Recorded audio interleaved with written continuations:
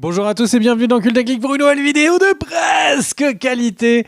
Et je suis avec R qui est extrêmement triste. Mais on est là pour parler d'un de ses réalisateurs préférés.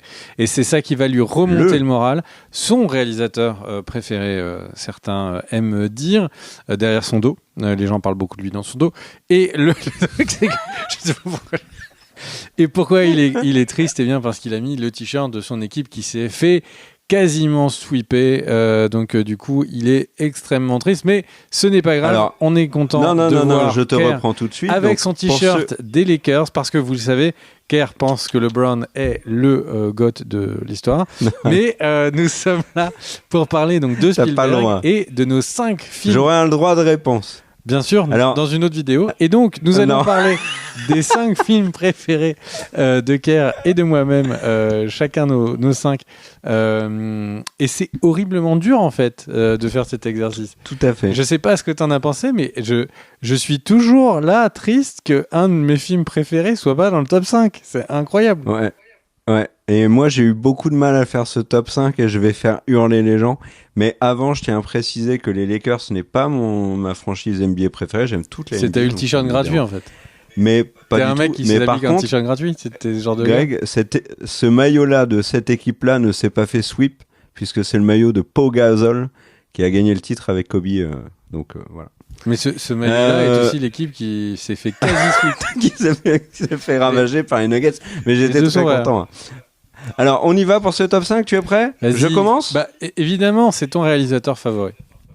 Alors, j'aime énormément Steven Spielberg et je dois reconnaître que on va aller dans mon top 10 de mes films ever, il y a 3 films de Spielberg.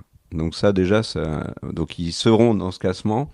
Je vous préviens tout de suite, ce classement va faire hurler à mon avis beaucoup de gens, mais moi, ma vision de ce top 5, c'est pas les meilleurs films de Steven Spielberg, ce sont vraiment mes films préférés de Steven Spielberg, ceux que j'ai le plus envie de revoir. Pour la 5e place, j'avoue que j'ai énormément hésité et que j'ai choisi le moins bon des deux, mais parce que c'est un film que j'ai envie d'évoquer, j'aurais pu choisir, j'hésitais entre Il faut sauver le soldat Ryan, que je n'ai pas choisi, et j'ose à peine le dire. Là, Greg, il va faire quoi? Et là, vous, dans les commentaires, vous allez commencer à m'insulter. Mais c'est pas grave. Mais on sait tous que c'est parce que t'aimes pas les films de sport. De nage, de randonnée, de trek, de tir à la carabine. T'as pas compris le concept de Il faut sauver le soldat Ryan. Et donc mon film numéro 5 est un film sorti en 2005, c'est La guerre des mondes de Steven Spielberg.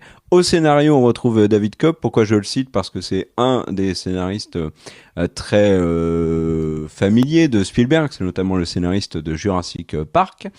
Et c'est l'adaptation, bien sûr, du livre que j'adore et qui explique notamment peut-être pourquoi j'ai mis si haut La guerre des mondes, donc H.G. Wells, et un casting que j'ai envie de saluer parce qu'il y a Tom Cruise, bien sûr, Dakota Fanning qui joue sa petite fille, Tim Robbins, Miranda Otto, donc du Seigneur des Anneaux, Justin Chatwin qui a joué dans Dragon Ball Evolution, mais qui est un acteur excellent et qu'on ne voit pas assez, je trouve.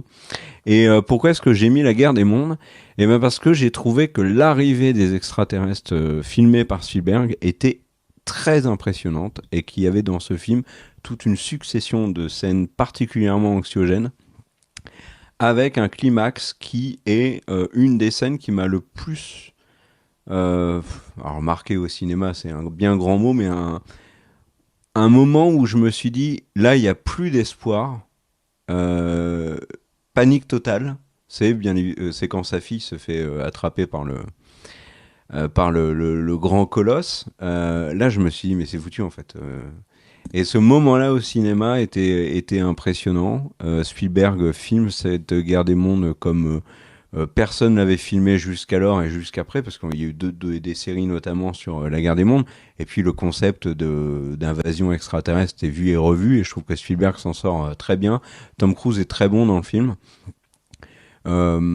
Mais vraiment, par exemple, l'arrivée des extraterrestres avec les cratères, sur les routes, dans la ville, etc. L'attaque du bateau. Enfin, il y a plein de scènes où vraiment on sent l'humanité tout petit et toute petite et extrêmement fragile, avec quand même, il faut que je le souligne parce que je ne peux pas parler de la guerre des mondes sans parler de sa fin. Alors, vous allez me dire, le livre, c'est la même chose.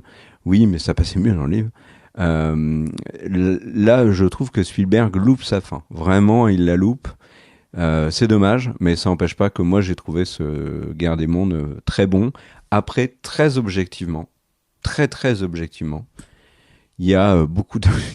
Il y a un paquet de films de Spielberg qu'on peut mettre devant la Guerre des mondes, qualitativement parlant. J'ai cité Soldat Ryan, je vais pas en citer d'autres parce que sinon vous allez vous dire quoi, il les a pas mis dans son top 5. Mais oui, il y a d'autres films de Spielberg qui sont devant, mais voilà, moi la Guerre des mondes, j'aime le voir et le revoir. Et toi mon cher Greg, quel est ton numéro 5? C'est tellement dur. Parce que de dire tu sais que j'adore faire ce top 5. Ça veut dire qu'est-ce qui est pas en dessous, quoi. Et depuis tout à l'heure, j'hésite entre le 5 et le 6. Mais du coup, mon numéro 5, ce sera Indiana Jones et la dernière croisade, qui est mon Indiana Jones préféré. Donc déjà, vous savez qu'il n'y a pas d'autre Indiana Jones dans mon classement. C'est celui avec Shia LaBeouf et Cate Blanchett. Voilà, c'est celui que tu décris, c'est absolument pas celui-là. C'est le rapport entre les deux. C'est le rapport entre ton équipe des Lakers qui s'est fait quasi sweep cette année et l'équipe des Lakers de Pau Gasol dont tu as parlé. C'est pas mon équipe, les Lakers. Vas-y, je comprends. Dis le mec qui a le t-shirt des Lakers. Et du coup, le truc, c'est que c'est mon préféré, celui où il y a plein de trucs qui sortent, parce que d'ailleurs j'adore Sean Connery. Il y a énormément de scènes cultes, parce que à l'époque où je l'avais vu, j'étais en train de lire les livres qui sont pas à la caméra, mais qui sont un petit peu au-dessus, qui sont les livres de la table ronde. Et du coup, de mélanger Indiana Jones avec la table ronde, c'était absolument incroyable. Et le truc, c'est que y a tellement de moments marquants sur la relation entre les deux, ce petit truc pour savoir quel est le vrai nom d'Indiana Jones, le fait de voir la relation avec le père, tout ce que veut dire les scènes et les épreuves du Graal à la fin, le look, le mystère, etc. Et en fait, ce film a tellement d'ambiance et tellement de charisme d'ambiance, si je peux le dire comme ça, qu'en fait, il n'est que sans cesse, mais complètement volé et mal refait dans des films.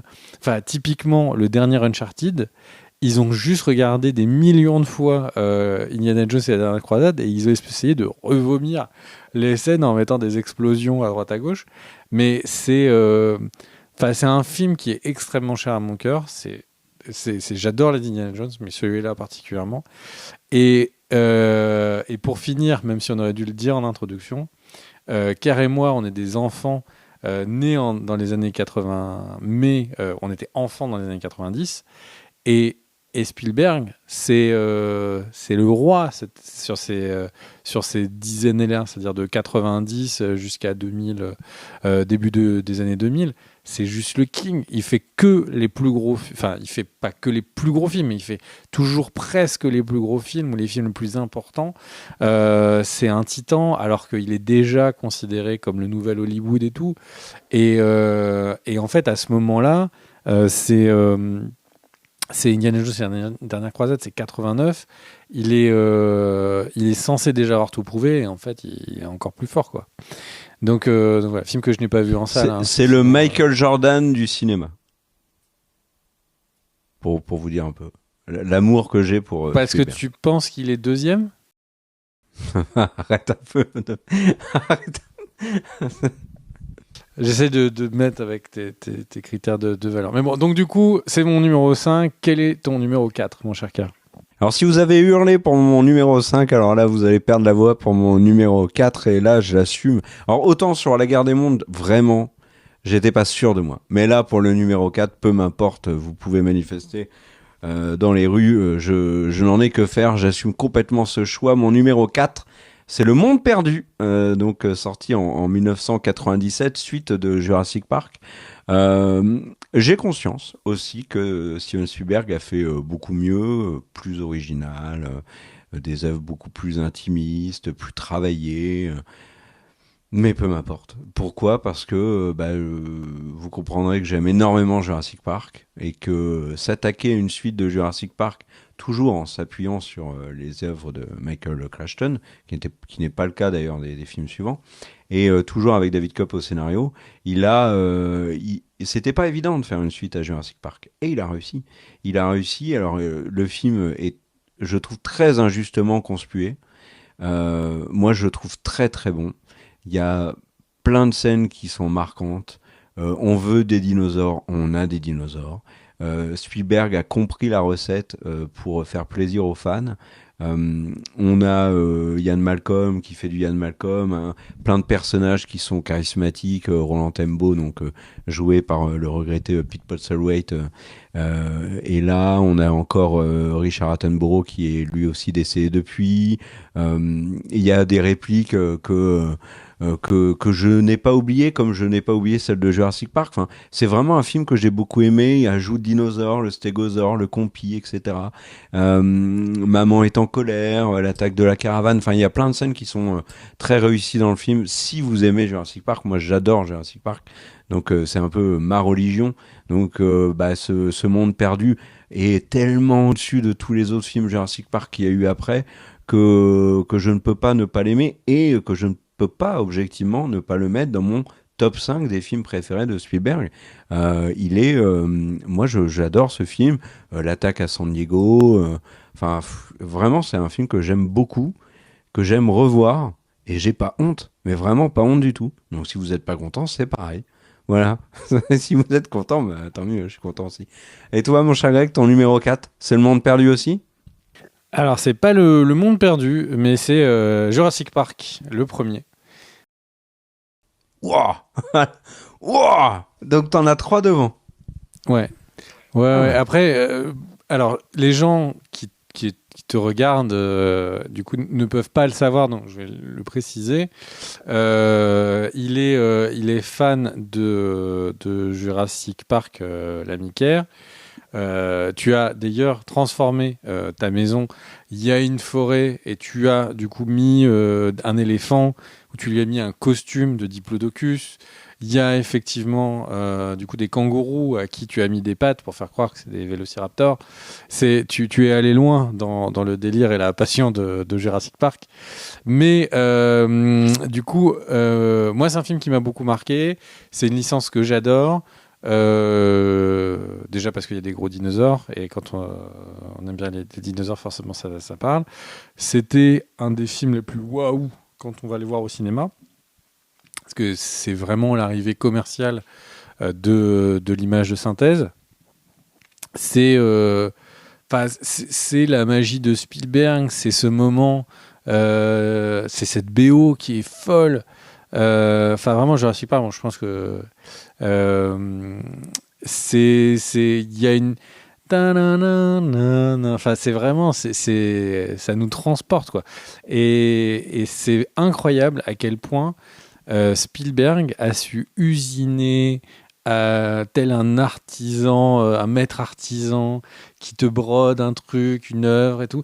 Il a réussi à usiner des univers à répétition extrêmement distincts. On a l'impression, à part cette relation aux enfants et à l'enfance, mais quelles sont les relations vraiment facilement visibles entre les Indiana Jones et les Jurassic Park.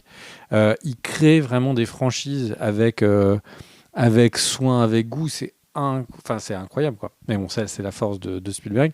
Et du coup, voilà. Mais je suppose que quelqu'un d'autre va vous parler de Jurassic Park, donc je ne vais pas en parler trop. Et du coup, c'est mon numéro 4. Quel est ton numéro 3, mon cher Pierre ?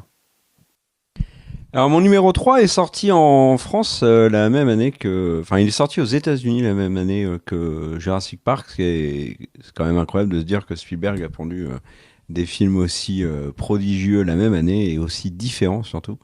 Mon numéro 3, c'est la liste de Schindler, donc sorti en 94 en France, si je dis pas de bêtises. Film assez long, hein, comparé au blockbuster, on va dire, grand spectacle que nous avait fait avant Spielberg, donc que ce soit E.T., que ce soit Jurassic Park, que ce soit Les Dents de la Mer, notamment, et les Indiana Jones. Donc là, plus de 3 heures. Un film qui est extrêmement puissant sur Oscar Schindler, qui est interprété par Liam Neeson, qui va tenter de sauver des juifs donc pendant l'extermination des camps. C'est un film qui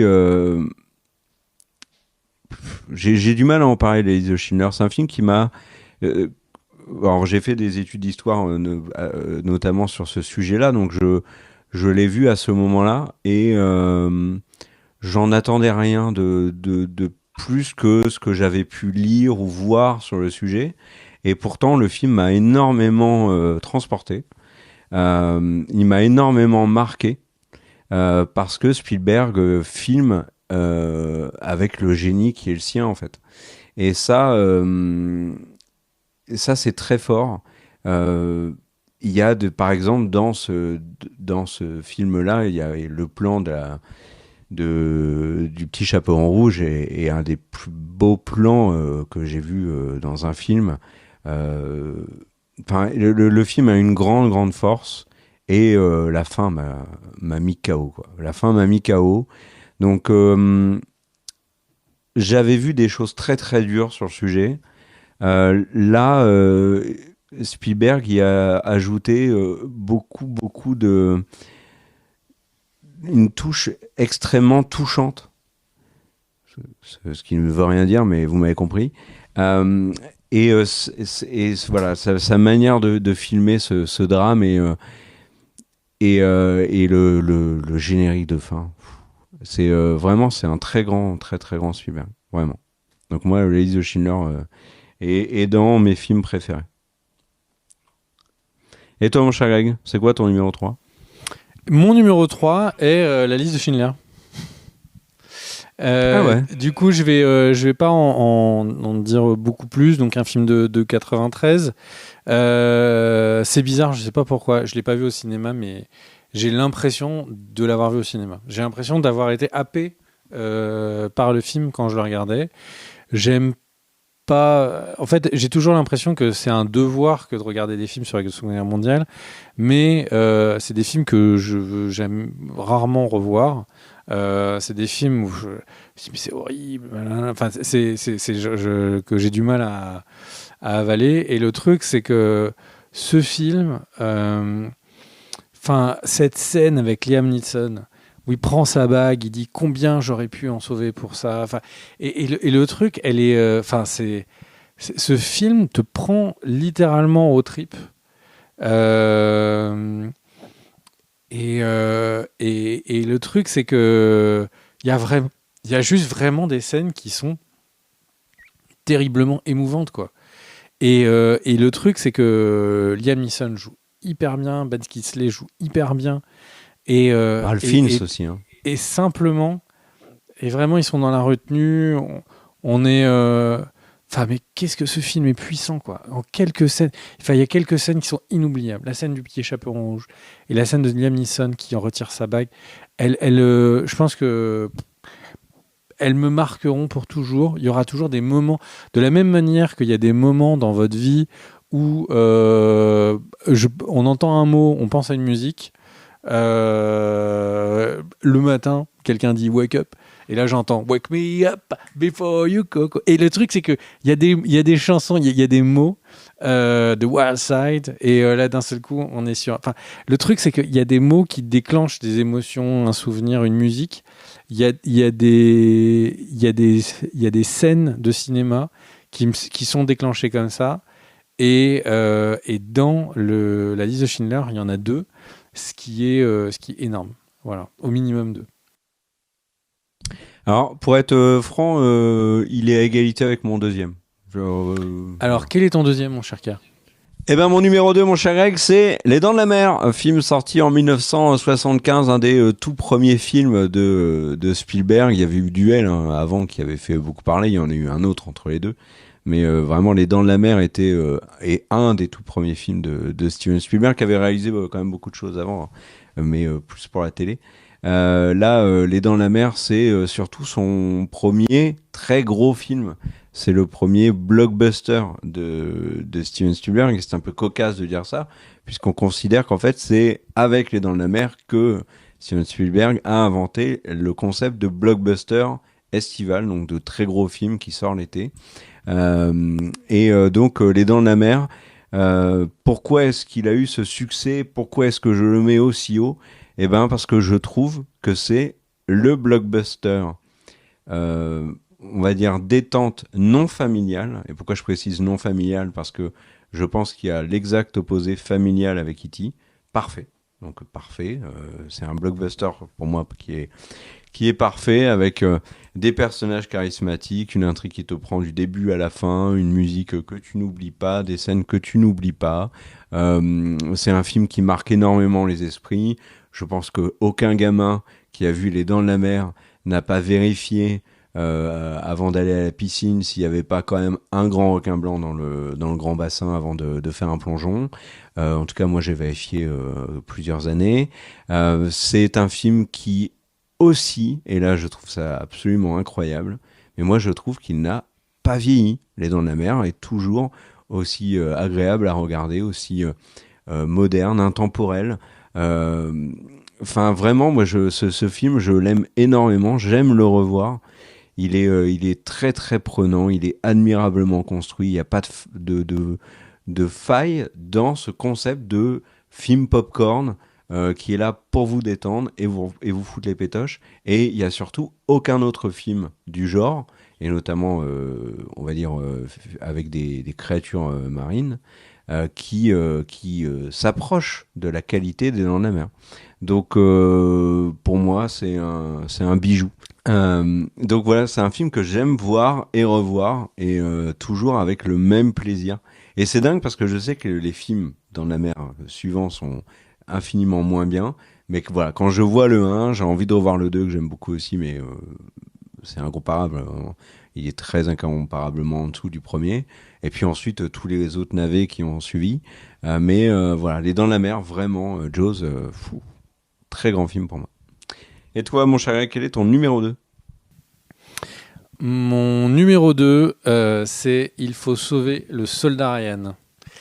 Tu en as déjà parlé en ne le mettant même pas dans ta liste. Et du coup, donc, Il faut sauver le soldat Ryan, donc film de 80. Ah, attends, j'avais compris, il faut solder le sofa Ryan. Je croyais que c'était un truc sur des gens qui vendaient des Petri contre Petri, ouais, tout à fait. Donc en fait, le truc, c'est que il faut sauver le soldat Ryan. De la même manière que on en a parlé dans la liste de Schindler, il y a des moments marquants. Cette scène d'ouverture sur le débarquement, elle est incroyable. Cette scène où il y a l'Allemand qui essaye de poignarder le soldat américain joué par le coloc de Chandler dans Friends est aussi extrêmement marquante et dure. Enfin, il y a tellement de scènes, et la scène où à la fin, pareil, les fins de Spielberg, ça va être tellement poignante, quand Matt Damon demande, la version plus vieux de Matt Damon demande est-ce que j'ai mérité, est-ce que j'ai été bon dans ma vie et tout. Ces scènes sont tellement fortes, et comme c'est plein de grands films, il a réinventé complètement à ce moment-là la manière de remontrer le cinéma d'action. Enfin, il n'y a pas le film Il faut solder le soldat Ryan. Il y a tellement de films qui le pompent pour filmer des scènes de guerre, des scènes d'action.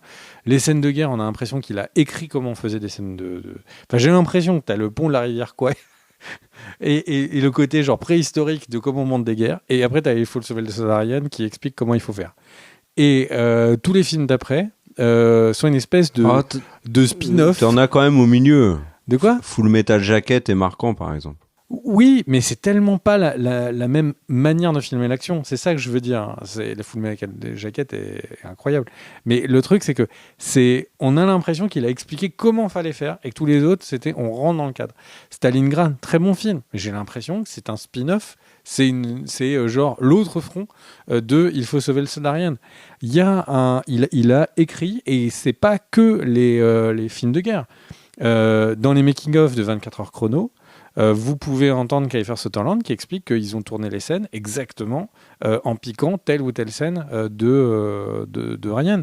La scène maintenant où on voit le héros qui est complètement mou et qui n'arrive même plus à se connecter tellement il y a des explosions autour de lui, etc. C'est une scène de Matt Damon avec l'explosion, le tank, etc. derrière lui. Enfin, ces scènes-là... Et de Tom Hanks aussi lors du débarquement. De quoi ? Et de Tom Hanks aussi lors du débarquement. Ouais, ces scènes-là aussi sont écrites, la manière de filmer les snipers. Enfin, ces scènes ont été créées dans Il faut sauver le soldat Ryan. Si vous ne l'avez jamais vu, regardez-le et vous penserez à tous les films qui n'ont fait que pomper ce film. Il y a la genèse de l'action froide que va après installer le Bourne Identity. Et enfin, il y a ce film est majeur dans l'histoire de l'écriture cinématographique, des images du cinéma, de notre manière de voir de l'action, et c'est un putain de bon film. Enfin, c'était aussi juste ça aussi qui est important. C'est un putain de bon film qui te prend aux tripes, littéralement quoi. Littéralement, tu te sens attaqué dans tes tripes quand le soldat allemand. Enfin, c'est vraiment un film qui coupe le souffle. Enfin, c'est le moment en fait, et c'est ce qu'on peut, je pense, quand même rendre à Spielberg, c'est le fait que il crée un petit peu les blockbusters, enfin il crée les blockbusters, il crée les blockbusters, il crée ces films à gros budget qui arrivent pour être des cartons cinéma, mais lui, il le fait pas pour faire un 10e Transformers à l'époque. Faire un 10e Transformers qui vient péter la gueule à un 14e Transformers, il utilise cet argent pour faire un gros film qui est le plus visuellement impressionnant possible, tout en ayant un fond. C'est d'ailleurs pour ça que les gens sont si déçus, et moi y compris, quand sur les Indiana Jones, il se trahit un peu, mais à cette exception des Indiana Jones, c'est lui qui apprend complètement comment bien faire de le faire avec la manière, quoi. Mais bref, donc Il faut sauver le soldat Ryan est mon top 2. Et est-ce que, Kerr, avant de passer à ton top 1, tu veux faire des mentions honorables ? Plus une amende honorable. Si j'avais vraiment dans mon top mis les meilleurs films de Spielberg, le soldat Ryan, bien évidemment, est devant... La guerre des mondes. En fait, la guerre des mondes, sa présence, j'hésitais vraiment entre les deux. Et si j'ai parlé de la guerre des mondes, c'est parce que je trouve que c'est un film de Spielberg qu'on oublie complètement. Et mais objectivement, même en termes de préférence, le soldat Ryan est très au-dessus. C'est un très grand film que je ne saurais que trop vous conseiller si vous ne l'avez jamais vu. Et quand on voit le casting, c'est Vin Diesel est très bon dedans, par exemple. Tom Sizemore, qui est décédé depuis, était excellent. Barry Pepper en sniper, je l'ai adoré. Enfin, il y a Paul Giamatti. Il y a un super casting. J'avais oublié qu'il y avait le colloque de Chandler, donc Adam Goldberg, en effet, dans le soldat Ryan. Dans mes mentions honorables, je suis obligé de citer E.T. parce que je pense qu'E.T. est un des plus grands films de Spielberg. Tout à l'heure, je disais que Les Dents de la Mer était le blockbuster parfait, on va dire, pour un public adulte. Je pense à peu près la même chose d'Alien. On a de l'autre côté, en familial, Spielberg a tout compris avec E.T. et c'est un bijou. Donc je l'ai pas mis dans mon top 5 parce que c'est un film, quand j'étais gamin, il me faisait un peu peur parce que moi je l'ai vu quand il est sorti. Mais les gens vont retenir juste que j'ai peur d'E.T. Alors j'adore E.T., mais c'est un film culte. Puis il y a d'autres films de Spielberg, bien sûr, les Indiana Jones que j'ai pas cités, mais j'aurais pu parce que j'ai grandi aussi avec les Indiana Jones, et c'était de très grands films en effet que j'aimais voir et revoir aussi. C'est vraiment un réalisateur qui a fait plein de choses de très grande qualité. C'est le moins qu'on puisse dire. Il a produit aussi beaucoup de choses qui étaient assez de qualité moyenne, mais bon, ça c'est plus pour le business. Sur ses films plus récents, il y a un film qui s'est fait un peu tailler, je trouvais assez injustement. C'est Cheval de guerre, qui a notamment des scènes qui sont assez marquantes. Le Terminal était très réussi, Minority Report est un très grand film. Arrête-moi si tu peux était solide aussi. J'ai énormément aimé voir au cinéma Intelligence artificielle avec Ali Joel Osment et Jude Law. Qu'est-ce que je pourrais citer d'autre que je n'ai pas cité? Gamin, j'aimais Hook.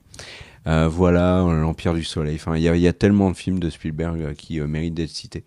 Mais aucun de ceux-là n'est mon numéro 1. J'y vais pour... non, mais non. Toi, tes mentions honorables, mon cher Greg. Parce que j'ai envie de savoir. Moi, je ne vois pas quel est ton numéro 1 de Spielberg. Si, en fait, je vois. Je peux faire un pari, là, comme ça?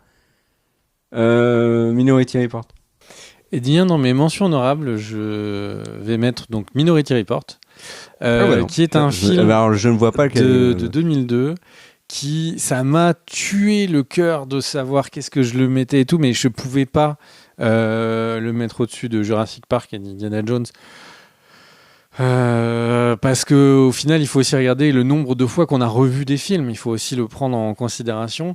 Mais Minority Report, pour moi, c'est le meilleur blockbuster, meilleur exemple de blockbuster peut-être de l'histoire, avec certains Nolan, de la création du smartphone.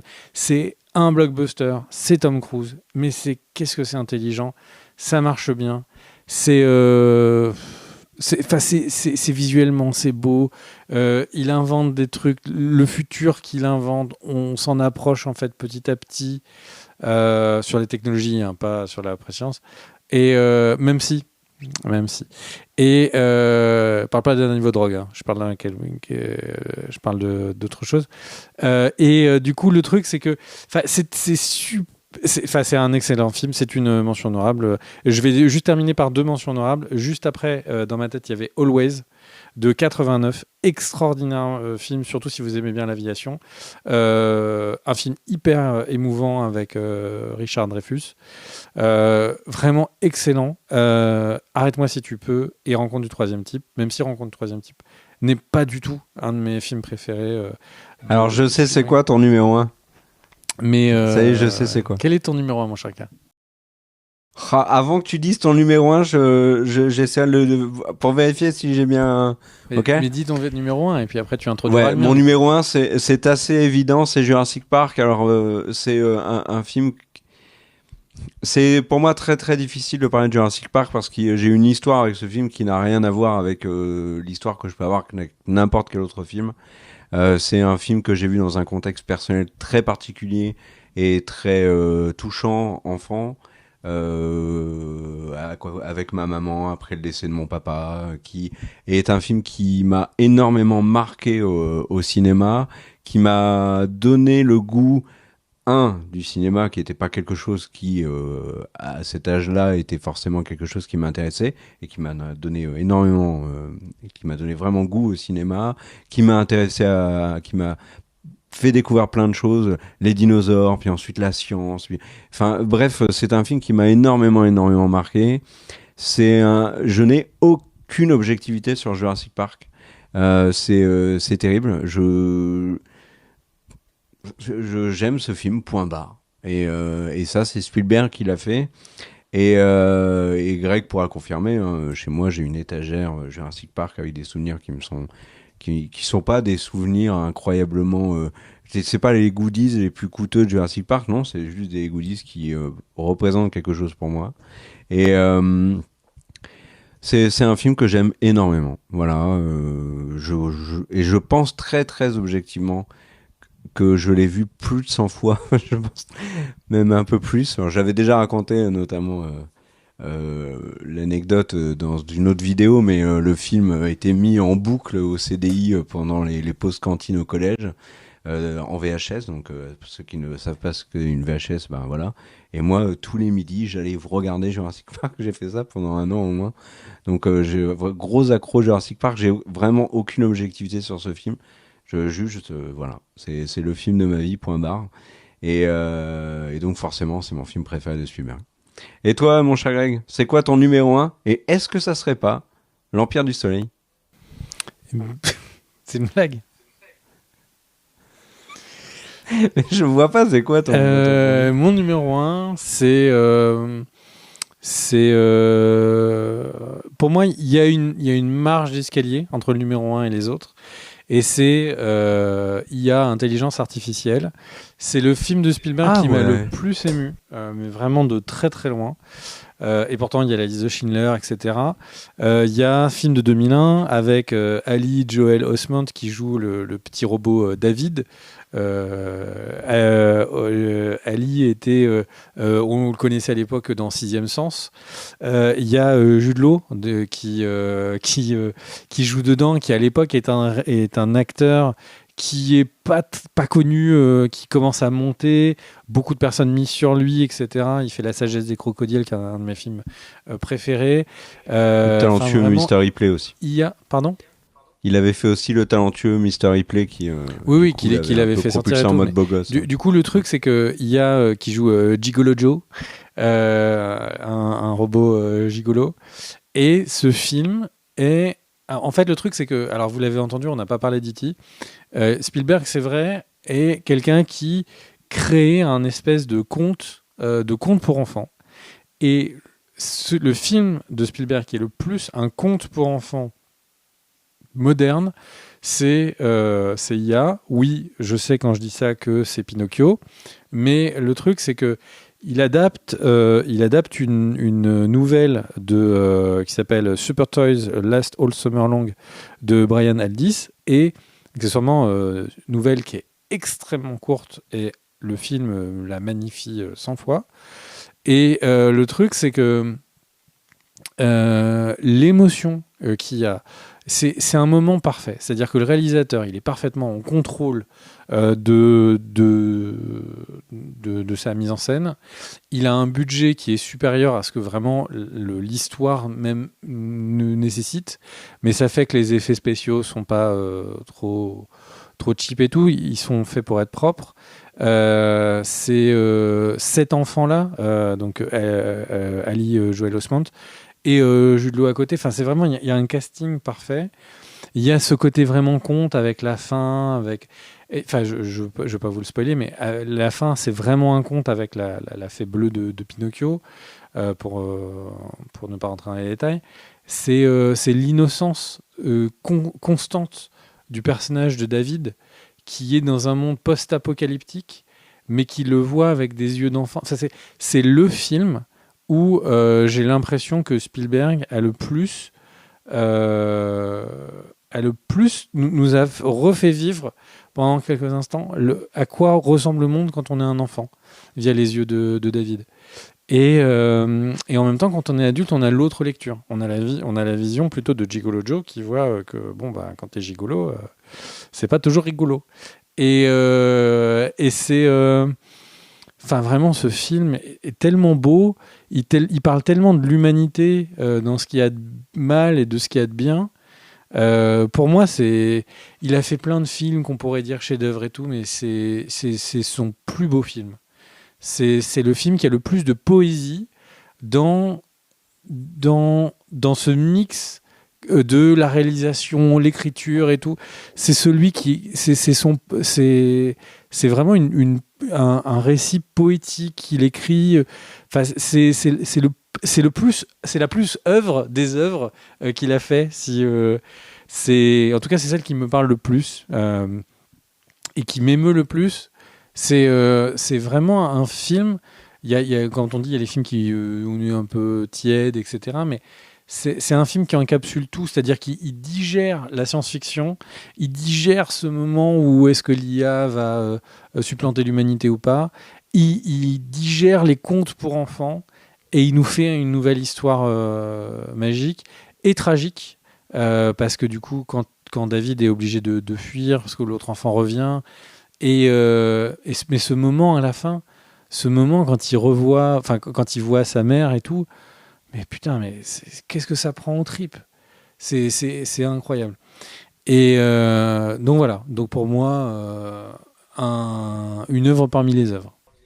Alors, c'est marrant parce que je t'aurais pas vu le mettre premier, et ça me choque pas du tout, mais ceci étant dit, à la sortie du film, il y a eu un accueil assez glacial, il faut le dire, hein, pour le film. Moi, je l'ai vu au cinéma, j'étais littéralement de mon groupe de potes à l'époque, j'étais le seul à avoir surkiffé AI, et je te rejoins complètement sur ce que t'as dit, et il y a un truc que je rajouterais sur le film, c'est la qualité de la musique. Elle est magnifique, la musique du film. Voilà. Et Ce que quand j'aurais même, juste rajouté sur la réception du film, à ce moment-là, on connaît Spielberg comme Monsieur Box Office.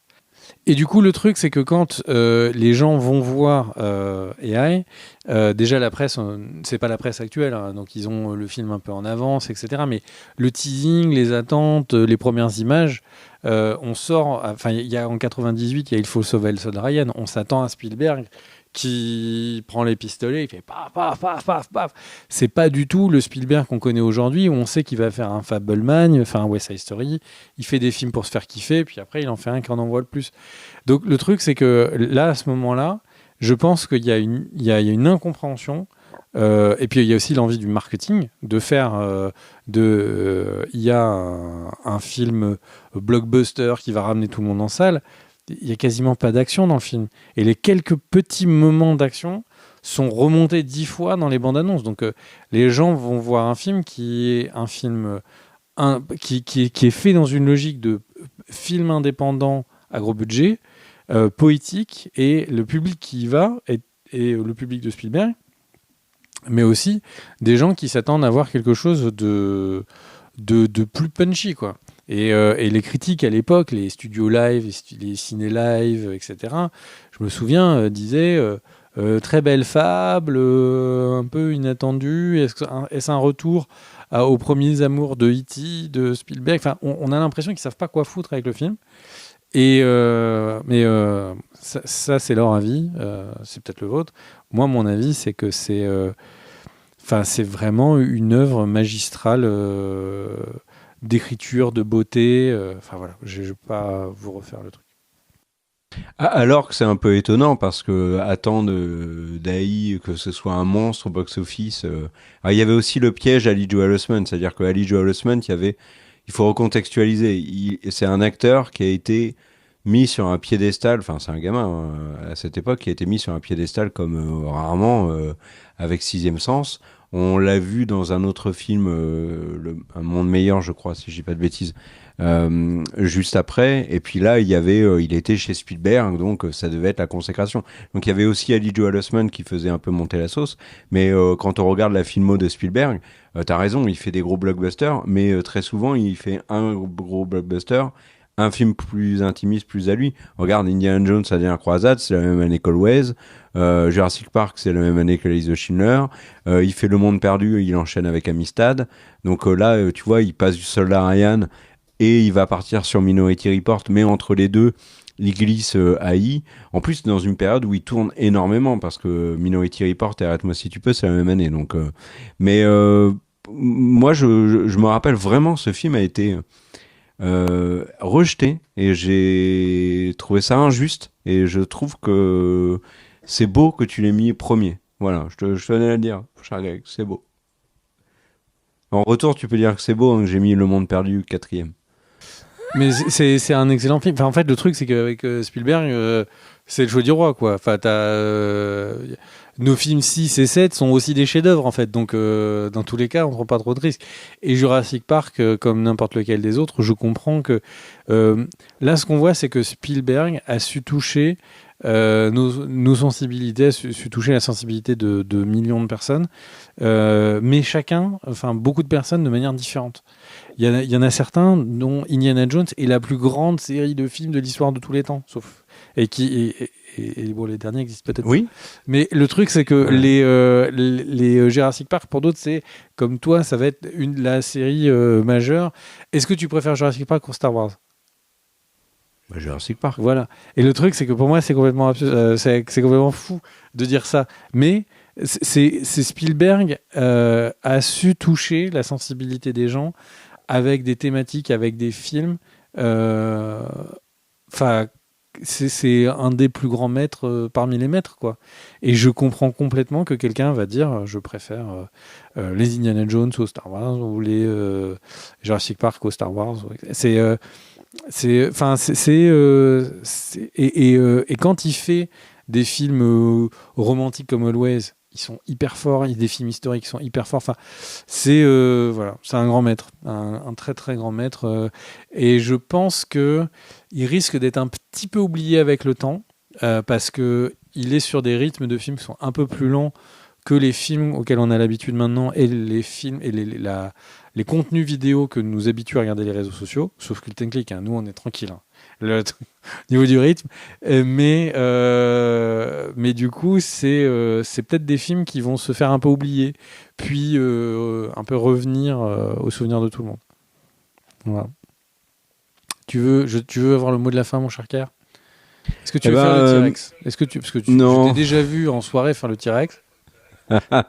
Oui, mais non. Merci à tous d'avoir regardé cette vidéo. N'hésitez pas à dire, vous, dans les commentaires, quel est votre top 5 des films de Spielberg.